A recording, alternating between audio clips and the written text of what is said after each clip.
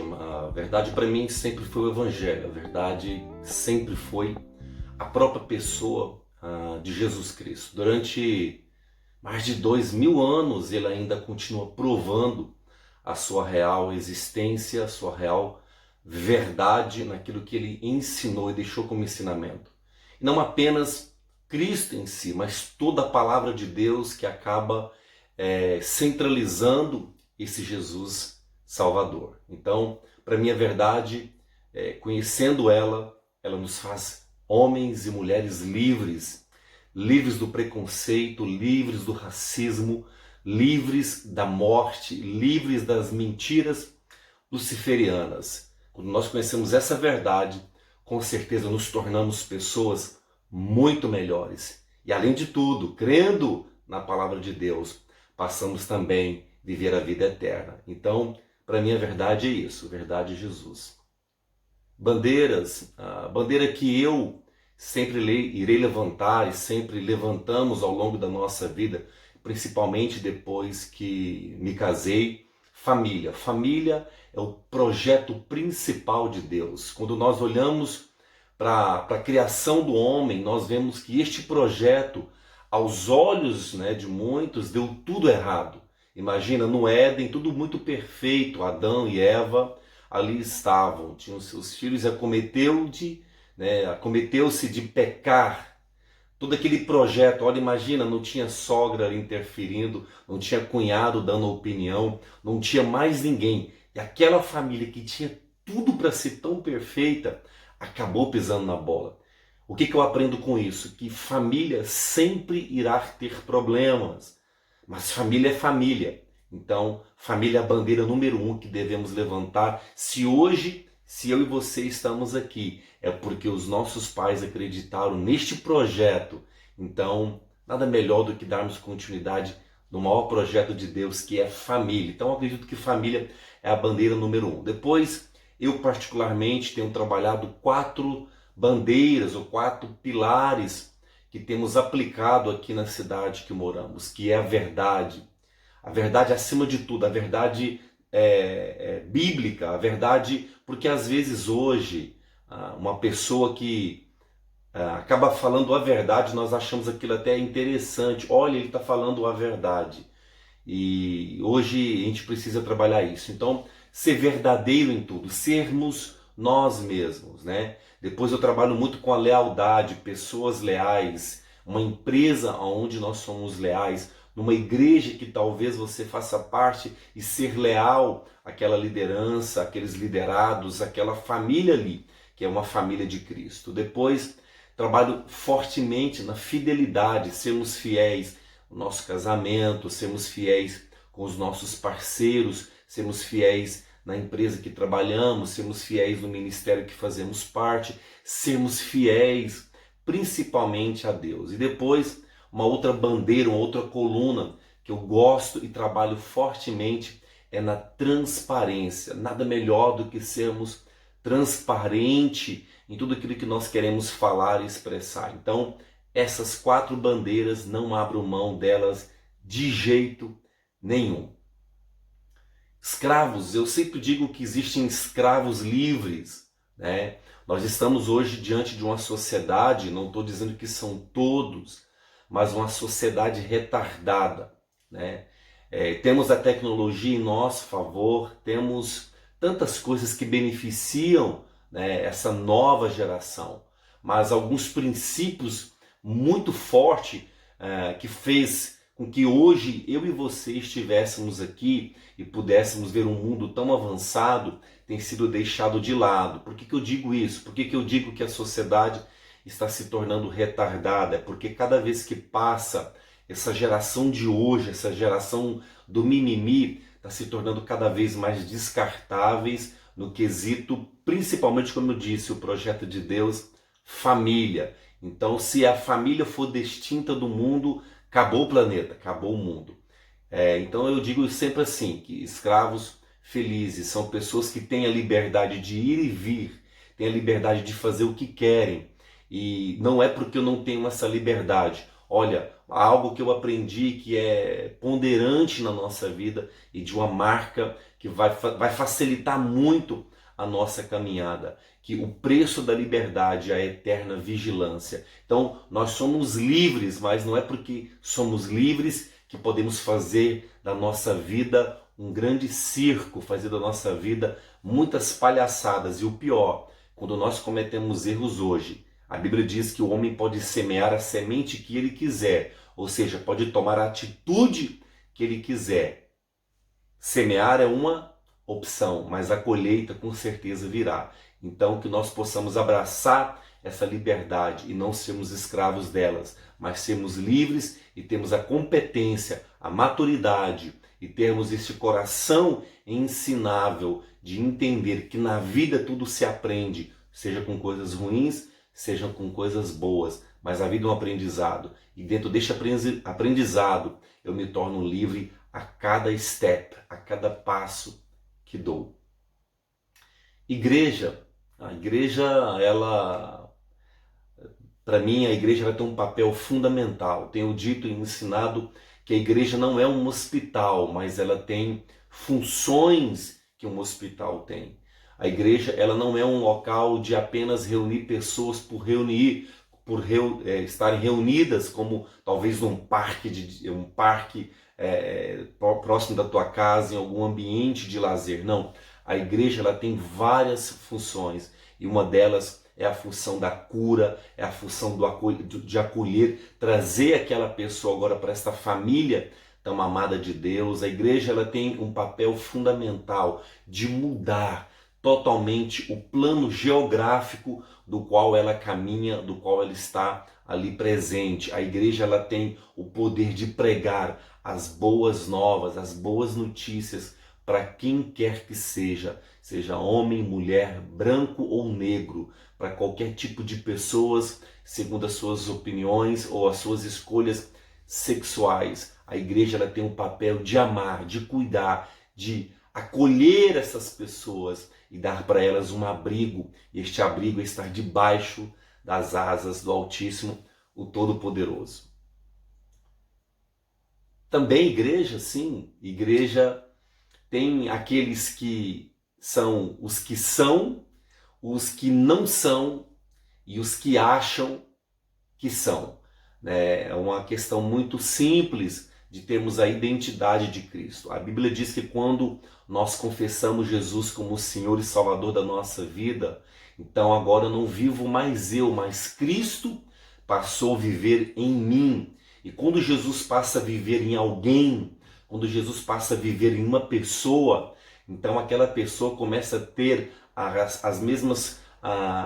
a mesma conduta, ter as mesmas atitudes, agir como Jesus agiu, pensar ou procurar pelo menos pensar como Jesus pensou, sabe? Ter atitudes como Jesus teve mediante ao caos, em circunstâncias tão diversas do qual ele passou, quando uma mulher samaritana chega no poço onde ele já estava ali presente, então eles começavam a conversar, então ele leva o evangelho que era ele mesmo para aquela mulher sai pregando a palavra da salvação, da libertação para aquela cidade. Quando ele chega em um local onde havia o seu amigo Lázaro morto há 3 dias, e ele dá uma palavra, aquele homem sai para fora. É quando ele está dando seus ensinamentos no deserto, onde centenas de pessoas e milhares de pessoas se assentam para ouvi-lo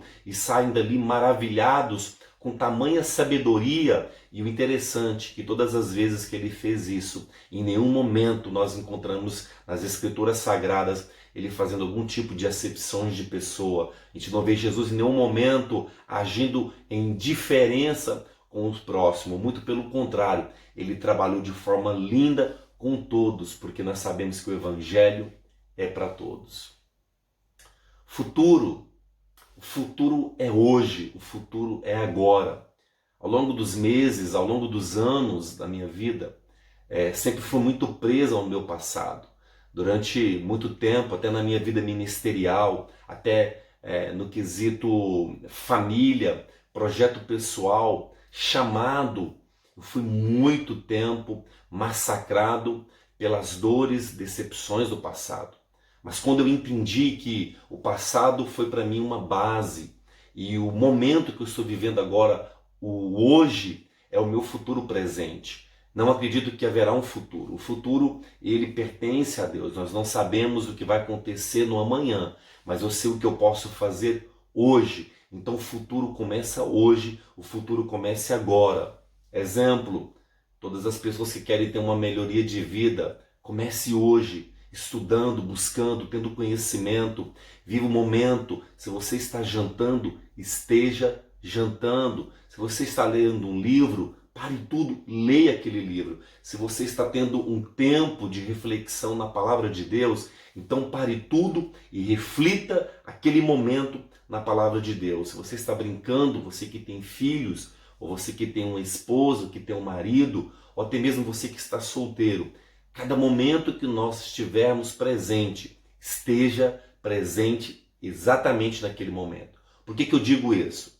Porque numa roda de amigos, antigamente, nós conseguimos entrar em vários assuntos, em várias conversas, e no final daquele bate-papo, no final de tarde, no domingo, saímos dali cheios de informações que um passava pelo outro.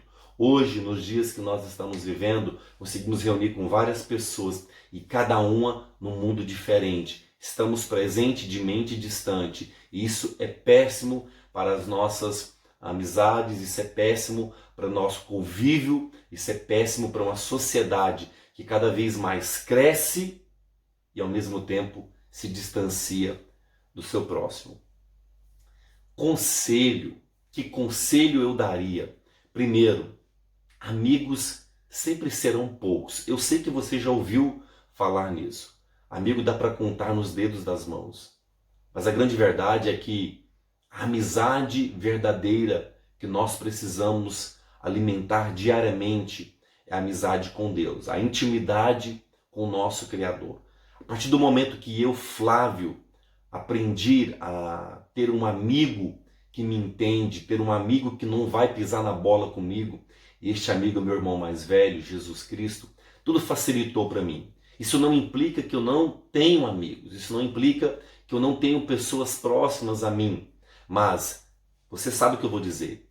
Quantas vezes ou quantos amigos tivemos que deu aquele puxão de tapete, que deu aquela pisada na bola, que deu aquela punhalada nas costas e que gerou uma decepção muito grande em nós. Talvez até o contrário, talvez nós, em algum momento, pisamos na bola com um amigo nosso, demos uma punhalada nas costas, falhamos com ele. Então, amizade é algo muito sério. Por quê? Porque nós somos a média dos amigos que temos, do convívio que fazemos parte. Então, se os teus amigos são bons, automaticamente você se torna uma pessoa boa. Mas se os teus amigos forem ruins de caráter, de conduta, ruins de disciplina, ruins em honrar os mais velhos, automaticamente você vai ser prejudicado porque você vai acabar parecendo muito com estes amigos. Líderes espirituais, sim. O conselho que eu daria, primeiro, aprenda algo.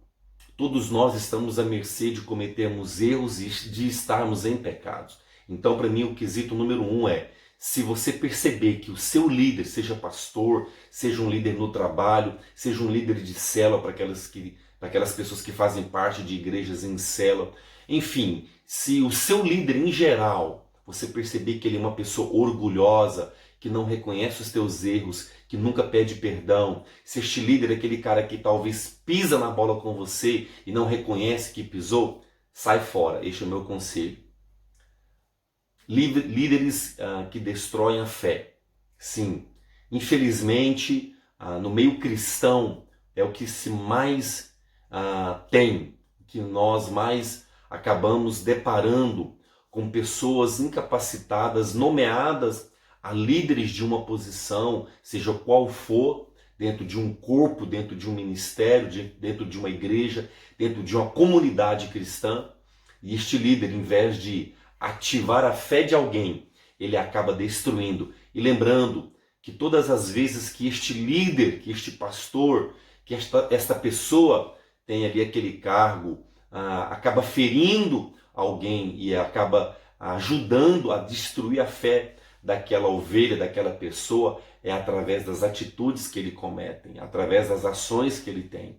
Então, para mim, este é um conselho. Cuidado com líderes orgulhosos e com líderes que têm as suas condutas errôneas, que não são exemplo em nada, principalmente quando nós espelhamos a liderança dele ou dela com a liderança de Cristo. Então, meu conselho é: sai fora, né, deste líder, porque ele vai destruir a sua fé. Outro conselho que eu daria é cuidar da nossa mente. Quando se fala de mente, nós falamos de alma. Como eu disse dentro dessa conversa, nós somos produto do meio, daquilo que alimentamos, daquilo que nós vemos, daquilo que nós ouvimos, daquilo que aconteceu ao longo da nossa existência. E cuidar da nossa mente é um fator extremamente importante, porque a Bíblia diz que existe uma batalha, e essa batalha é na nossa mente. Quando o apóstolo Paulo ele escreve uma de suas cartas, ele envia para a igreja de Éfeso, ele diz o seguinte: ei, vocês precisam estar revestidos de uma armadura de Deus. Por que Paulo disse aquilo? Porque Paulo viu que aquela igreja, naquela cidade, naquele local, estava vivendo uma batalha espiritual. Eu acredito no homem corpo, alma e espírito. E dentro deste homem que é corpo, que é alma e que é espírito, ou seja, que é corpo físico, que é mente e que também é espiritual, existem as nossas batalhas, nossas guerras diárias, mas existe também uma batalha espiritual travada em que os nossos olhos naturais não conseguem enxergar. Então, enquanto o apóstolo Paulo conseguiu ver aquilo, conseguiu ter enxergar aquela batalha espiritual, ele dá esse conselho. E quando ele dá esse conselho, ele diz o seguinte: ei, vocês precisam estar com o capacete da salvação, vocês precisam estar com a couraça da justiça, com a espada da fé, vocês precisam estar com os seus pés calçados com o evangelho da paz, vocês precisam estar revestido com esta couraça, com este capacete, com este cinturão, com essa sandália, com esta espada, porque existe uma batalha. Ele estava dizendo numa linguagem muito comum da época, onde havia os gladiadores. Ele quis, de uma forma simplificada, mostrar para eles que eles estavam em uma batalha e que quando um gladiador ia para uma arena de guerra, ele precisava estar revestido para aquele momento. E com isso nós aprendemos também que nós precisamos cuidar da nossa mente, estarmos revestidos, porque, como eu disse, existe uma mente sendo disseminada no mundo, alienando pessoas. Esta mente é uma mente luciferiana, é uma mente de Lúcifer, fazendo com que Deus diminua e que o homem cresça. E quando nós crescemos no nosso intelecto, na nossa mente, e se nós não tivermos cuidado, nós acabamos tomando conta da vida central nossa e colocamos Deus de lado. E nós aprendemos pela palavra de Deus que Jesus é o centro da nossa vida. Então, quando nós tiramos Jesus do centro e o homem fica agora no centro do teu próprio ser, ele passa a ser um alvo fácil desta mente luciferiana, porque foi justamente aonde Lúcifer caiu. Ele quis sentar no trono que não pertencia a ele. E nós somos morada de Deus. E esta morada, existe só alguém que pode sentar na sala, só alguém que pode sentar na mesa de jantar, só alguém que pode estar em todos os ambientes. Este alguém se chama Deus Pai, Filho e Espírito Santo, porque nós somos o templo da sua morada. Outro conselho: arrisque mais. Logicamente que todas as vezes que nós vamos ter a atitude de tomar ali uma decisão de algo, nós estamos arriscando em alguma percentual. Então arriscar faz parte da nossa vida. Quando nós olhamos a vida de grandes homens no decorrer da história, grande parte deles, principalmente aqueles que trouxeram de uma forma ou outra, não vou falar nomes aqui porque são muitos, uma revolução, um crescimento industrial, automobilístico, aéreo, tecnológico, dentro das ciências humanas, dentro da ciência da medicina, enfim. Estes homens, eles arriscaram e eles obtiveram ali grandes conquistas. Então, um dos meus conselhos é: arrisque, mas arrisque com a mente, sabendo o que exatamente você está tomando aquela decisão, não sabendo o que vai acontecer, porque quando nós arriscamos algo, de fato, talvez nós não sabemos o que irá acontecer amanhã, ou daqui 30 dias, ou daqui 6 meses, ou um ano, mas arriscar sim faz parte.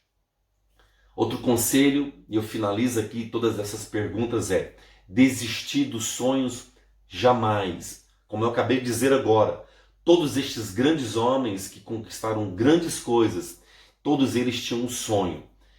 Não poderia ser diferente com o próprio Jesus Cristo. Jesus, ele veio aqui porque ele sabia da sua missão, ele sabia do seu propósito, ele sabia que ao chegar no mundo ele sofreria todos os danos que um ser humano acaba sofrendo, sendo caluniações, sendo traições, dores, mas ele não desistiu porque ele tinha um sonho.